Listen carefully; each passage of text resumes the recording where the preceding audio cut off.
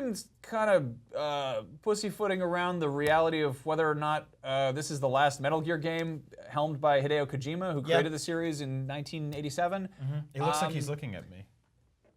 Yeah, well, Hideo can see you. He's right there. He's looking at you. In those stylish JF Ray frames.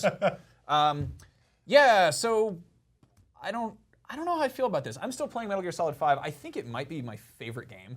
Yeah. I'm really, really in love with this game. It makes me really happy. It feels like a game I've wanted my entire life. I haven't finished it yet, but a lot of people are sort of mad at how the game, spoilers, kind of abruptly ends and doesn't really kind of finish a lot of stuff.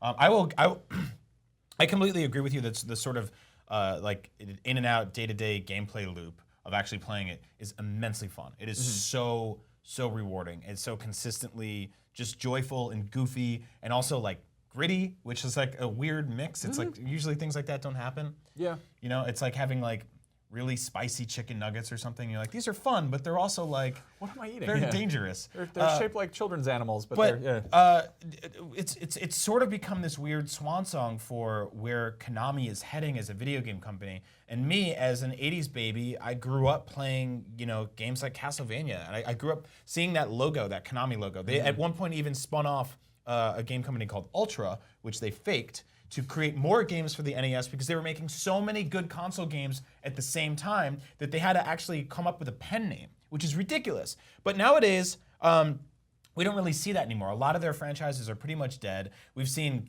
Castlevania, which is one of their flagship franchises, just pretty much like die in the weirdest like kind of ups and down deaths over the years.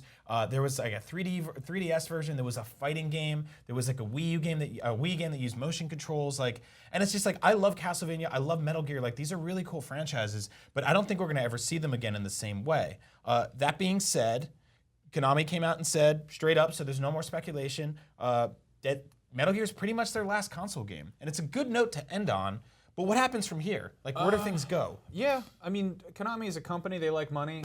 It's tricky because they're a Japanese company, and sometimes there's like a more kind of like a... they like yen over there. They like yen, there's that. But I think they're less likely to sort of farm out a franchise and be like, here, we trust you with it, you take it. It's kind of, seems kind of, I can't really imagine Konami being like, yeah, we'll let you use the Metal Gear license to do your own thing.